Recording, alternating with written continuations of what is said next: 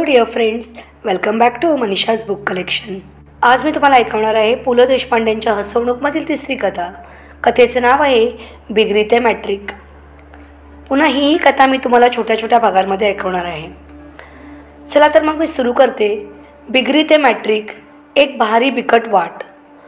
पण ते सुरू करण्या अगोदर जर माझ्या चॅनलला सबस्क्राईब केलं नसेल तर सबस्क्राईब करा, लाईक करा आणि शेअर करा आणि माझं प्रोत्साहन वाढवा. बिगर इयत्तेपासून ते मॅट्रिक होईपर्यंत माझे सारे आयुष्य मोठ्या हलाखीत गेले.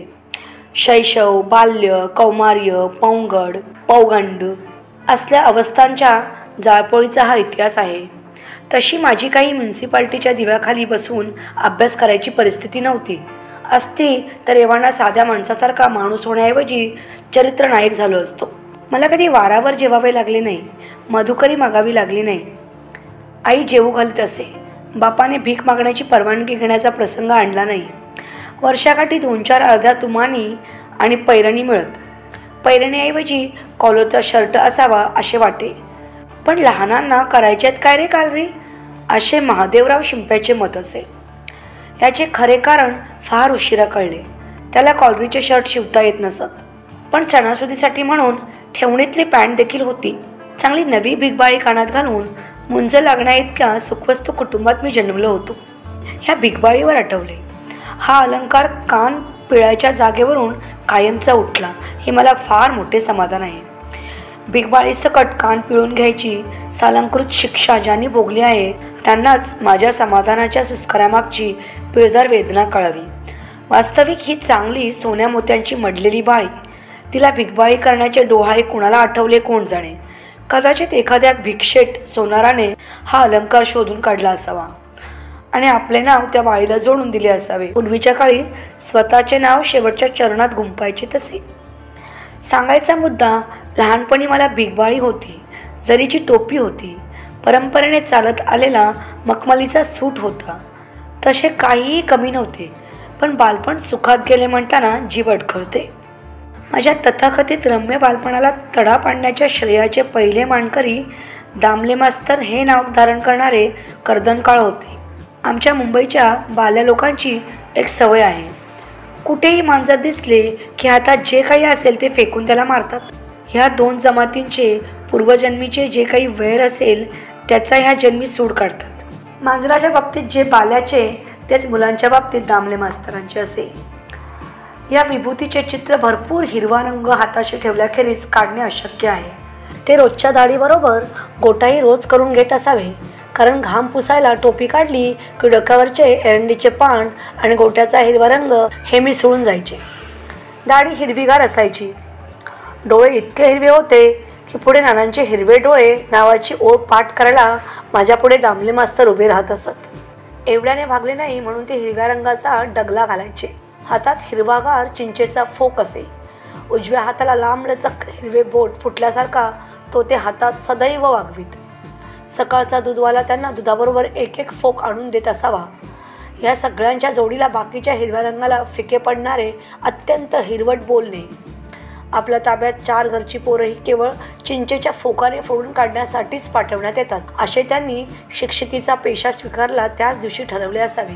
हा गुरु पहिली 4 वर्ष अनिष्ट होऊन माझ्या राशीला आला होता.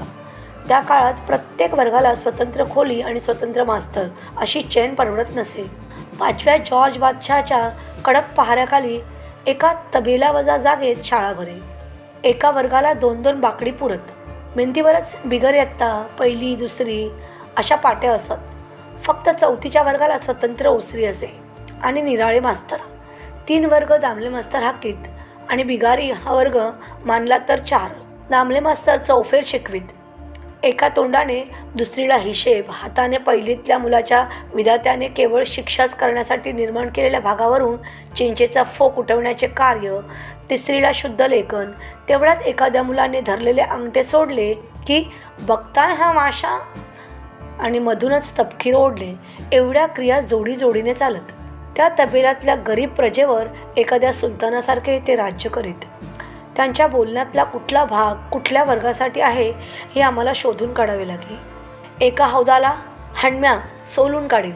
2 तोटे आहेत. त्यातली तुझ्या बापानं दीर्घ काढली होती का तिकटातली ती?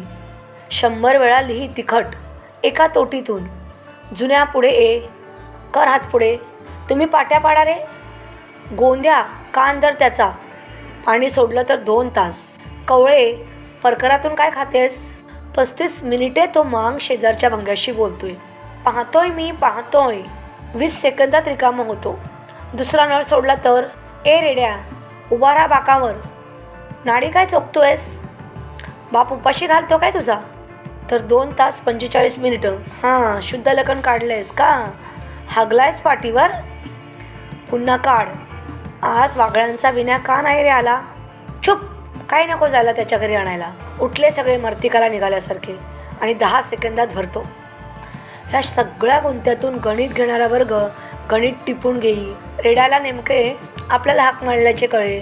हात पुढे करण्याचे समन्स असलेला आरोपी ते हातावर बजावून घेऊन काखेत हात घालून जागेवर जाई. कुणी अंगठे धरले आहेत, 2-5 जण बाकावर उभे आहेत, कुणाला भिंतीकडे तोंड करून उभे केले आहे, कुणी माराने कळवळून रडतो आहे आणि बाकीची प्रजा भेदरलेल्या डोळ्यांनी या सुलतानाचे हुकूम पाळीत घंटेची वाट पाहत आहेत. ते कुणाही सहृदय माणसाचे अंतःकरण भरून यावे असे दृश्य असायचे. दामले मास्तर चुकून सुद्धा आजारी पडत नसत. 4थीचे सोळणकर मास्तर अधूनमधून छान आजारी पडायचे. वर्गातल्या मुलांना गोष्टी सांगून हसवायचे. आम्ही ह्या सुरुवातीच्या इयत्तांचे कष्ट शेवटी सोळणकर मास्तरांच्या वर्गात जायला मिळावे म्हणून शोषित होतो. पण नशीब हे आपल्या इच्छेप्रमाणे मागत नाही. हा धडा फार बालपणी मिळाला आणि त्या इयत्तेवर पुन्हा दामले मास्तरांचीच नेमणूक होऊन खालच्या इयत्तांना मुलांच्या बरोबर गाणी म्हणणारे दुसरे मास्तर आले. शालेय जीवनात गणित, भाषा, इतिहास, भूगोल, ड्रॉइंग आणि व्यायाम हे षड्रिप. त्यातला गणित हा बलाढ्य, पण मला सगळेच सारखे होते. मी यापैकी एकही विषयात गचकलो नाही, पण कुणाशीही मैत्री जमवली नाही. एखाद्या दुबळ्या राष्ट्राने सर्वांशी मित्रभाव ठेवून असावे तसा राहिलो. पण या साऱ्या विषयांची माझ्या बालपणाला वाळवी लागली होती. रात्रंदिवस ती माझी बाल्य पोखरीत होती.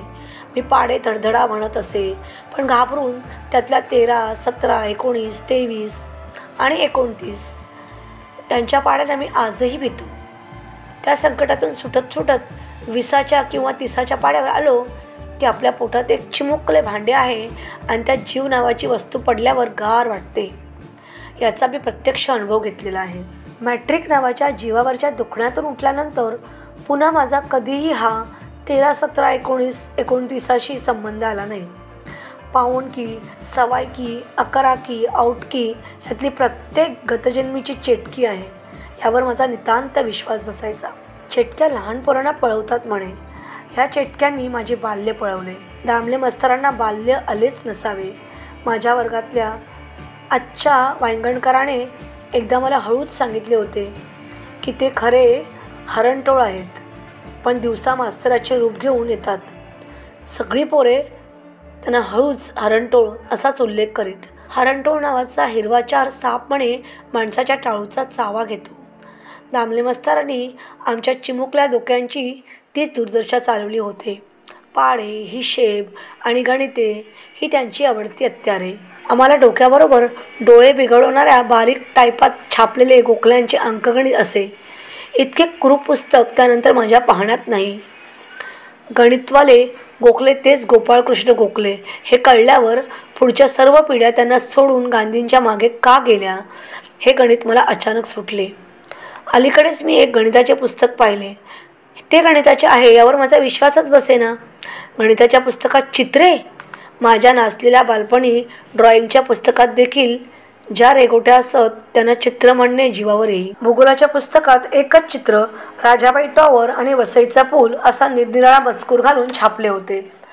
राजाबाई टॉवरचे चित्र आडवे छापून त्याच्याखाली वसईचा पूल असे लिहिले होते. हे मला फार उशिरा कळले. ह्या गणिताच्या पुस्तकात चित्रे पाहून मला ते गोखल्यांचे अंकगणित आठवले आणि भडभडून आले. गोखल्यांच्या गणितातला बाळे लीलावती तुझ्यासाठी मी कर्णभूषणे आणली यासारखा वात्सल्यपूर्ण मजकूर वगळला तर बाकीचे सारे पुस्तक फुटके आणि गळके हौद, पाली, अ, ब आणि क नामक मजूर असल्या दुर्गंधीनेच भरलेले असायचे. हे चित्रमय गणित पाहून मला तर धक्का बसला. तेव्हापासून सिनेमा नटीच्या अंगोपांगांचे दर्शन घडविणारी चित्रे घातलेली पंचांगे देखील पाहायची मी माझ्या मनाची तयारी ठेवली होती. ह्या मानाने माझ्या पिढीने खूपच सोचले. ह्या नव्या चित्रमय गणितातले गणित तरी किती कौड शब्दात घातले होते. बाळांनो, आमच्या वेळी हा शब्द शाळेत मोठ्याने उच्चारायची शाळा खात्याने मास्तर मंडळींना बंदी केली होती. आम्हाला बाळपण नव्हतेच, कार्टे पण होते. चला तर मग इथेच थांबूया. पुन्हा भेटूया ह्याच कथेच्या पुढच्या भागामध्ये. तोपर्यंत स्टे ट्यून.